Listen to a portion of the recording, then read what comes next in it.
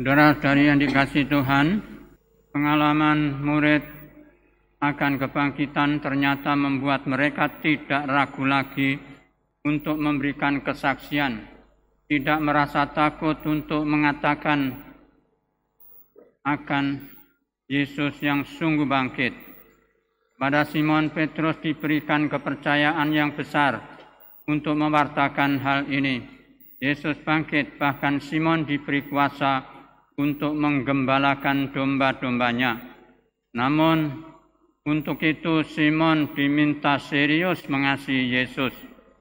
Tinggalkanlah keraguan dan mantapkan hati untuk sampai memiliki keberanian dan dalam memberikan kesaksian akan Yesus yang bangkit. Dalam memberikan kesaksian akan Yesus yang bangkit ternyata dibutuhkan peranan Roh Kudus. Begitulah kisah Rasul memberikan gambaran kuat campur tangan Roh Kudus dalam kesaksian akan kuatnya campur tangan Roh Kudus dalam kesaksian akan kebangkitan.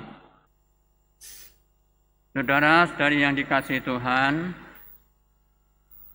kekecewaan, kecemasan, kehilangan harapan, bahkan mungkin keputusasaan, serta ketakutan seringkali membuat orang lupa akan tugas yang diberikan kepadanya dan yang dibebankan kepadanya.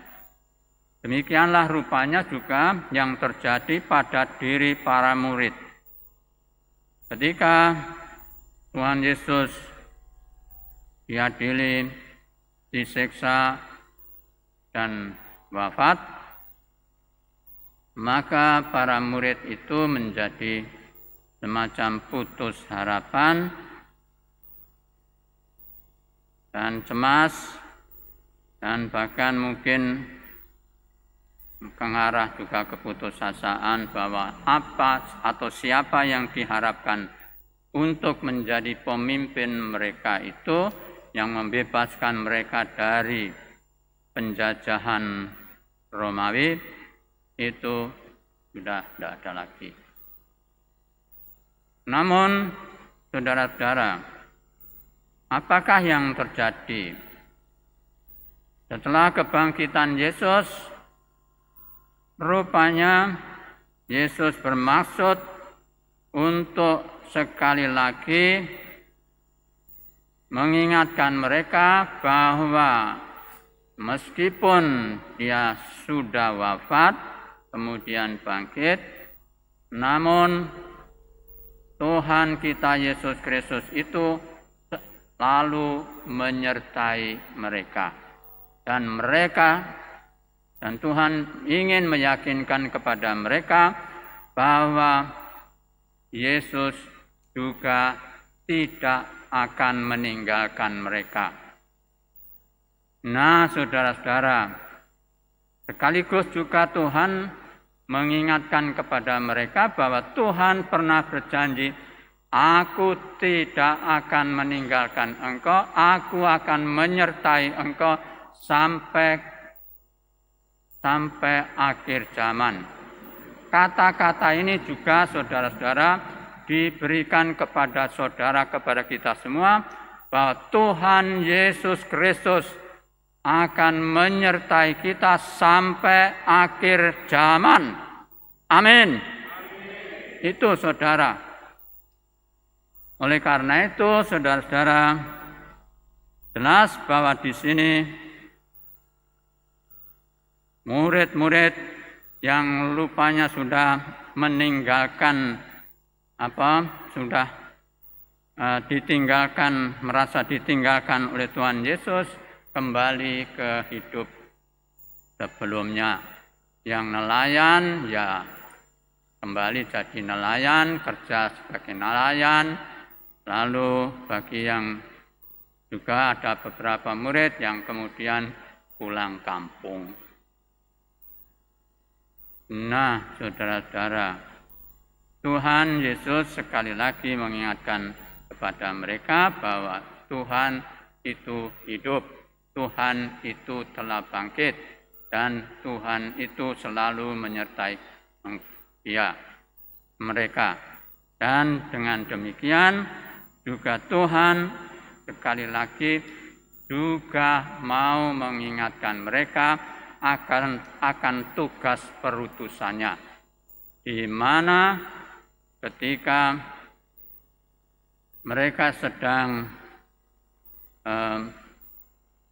menjadi pelayan mencari ikan, karena juga Tuhan sudah datang kepada mereka, dan dikatakan juga bahwa mereka dipanggil, ketika mereka dipanggil sebagai pengikutnya, muridnya, Tuhan mengatakan, "Aku akan menjadikan kamu penjala manusia."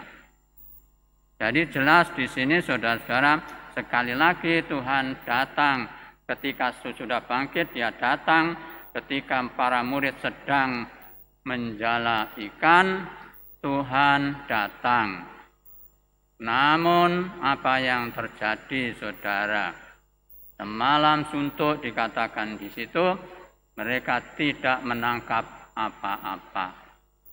Tetapi kehadiran Tuhan di sana, di pantai itu, dan Tuhan memberitahukan kepada mereka, tebarkanlah jalamu di sebelah kanan perahu. Dan apa yang terjadi saudara?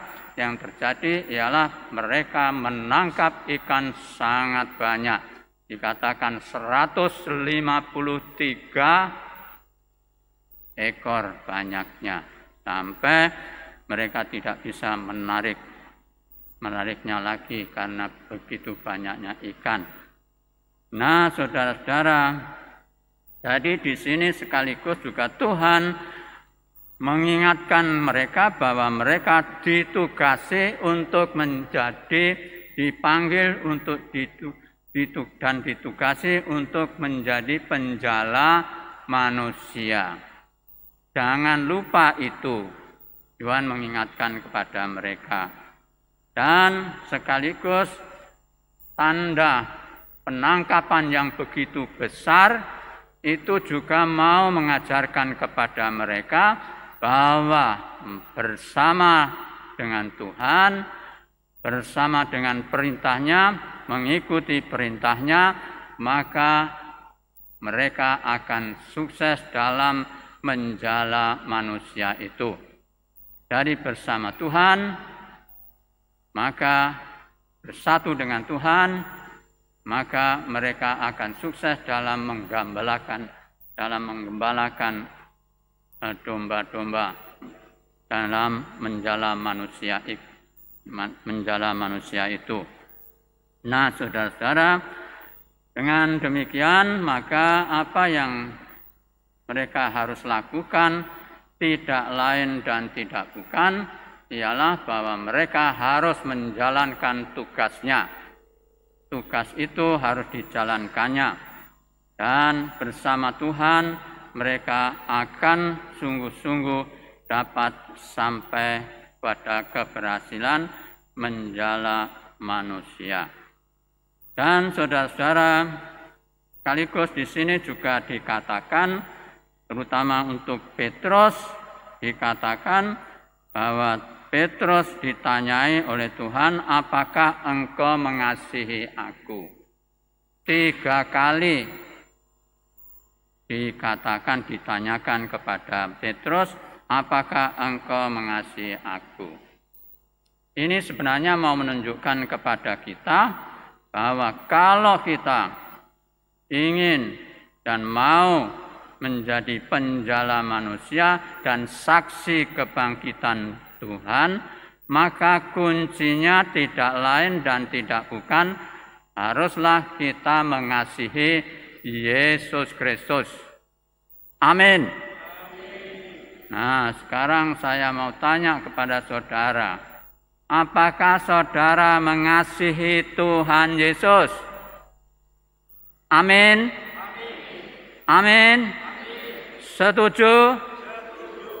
Benar. Betul? Jadi saudara mau mengasihi Tuhan Yesus. Kalau Anda mau mengasihi Tuhan Yesus, kita dapat mengasihi Tuhan Yesus. Mengasihi Tuhan itu karena apa? Karena berkat kuasa Roh Kudus. Kita akan mampu untuk menjadi saksi-saksi kebangkitan Tuhan dan sekaligus juga menjadi gembala pelayan-pelayan Tuhan kalau kita sungguh-sungguh mau bersatu dengan Tuhan Yesus. Amin. Nah, jadi kuncinya ialah kita harus bersatu dengan Yesus, bersama dengan Tuhan Yesus, maka kita akan dimampukan untuk sungguh-sungguh menjadi pelayan-pelayan Tuhan, seperti juga Petrus ditanyai sampai 3 kali. Ini menunjukkan bahwa kalau Petrus mau menjalankan perutusannya sebagai katakan saja kepala gereja, gembala umat, dan juga pemimpin para rasul, maka kuncinya Petrus harus serius mencintai, mengasihi Tuhan Yesus. Nah, saudara-saudara, kita pun dipanggil seperti juga para murid, para rasul, untuk apa? Menjadi saksi kebangkitan Tuhan Yesus, menjadi penjala manusia. Itu juga tugas kita, bukan hanya tugasnya para pastor, para uskup, tetapi juga tugas kita semua untuk mewartakan kabar sukacita, menjadi nelayan-nelayan Tuhan untuk menangkap, menjala manusia. Amin. Jadi kuncinya tidak lain dan tidak bukan ialah kita harus bersama Yesus, bersatu dengan Yesus, mengasihi Tuhan Yesus. Oleh karena itu, kapan kita harus mengasihi, menyatakan kasih kita, cinta kita kepada Tuhan Yesus? Kapan? Ya harus malam ini juga. Amin. Amin. Rasakan sendiri begitu cepat malam berlalu. Tak mungkin ku tahan lajunya jalan sang rembulan. Terbukalah pada diriku, aku mengerti. Ungkapkanlah semua rasa cinta di dalam hatimu. Harus malam ini kau katakan bahwa cintamu padaku. Harus malam ini kau curahkan segala beban rasa. Harus malam ini kau buktikan kesungguhanmu, oh, kejujuranmu padaku. Janganlah kau buat aku menunggu sampai larut malam. Tak mungkin ku tahan lajunya jalan sang rembulan. Terbukalah pada diriku, aku mengerti.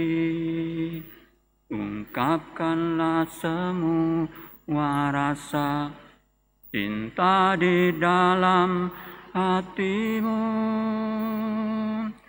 Harus malam ini kau nyatakan, harus malam ini kau buktikan cintamu kepadaku. Harus malam ini.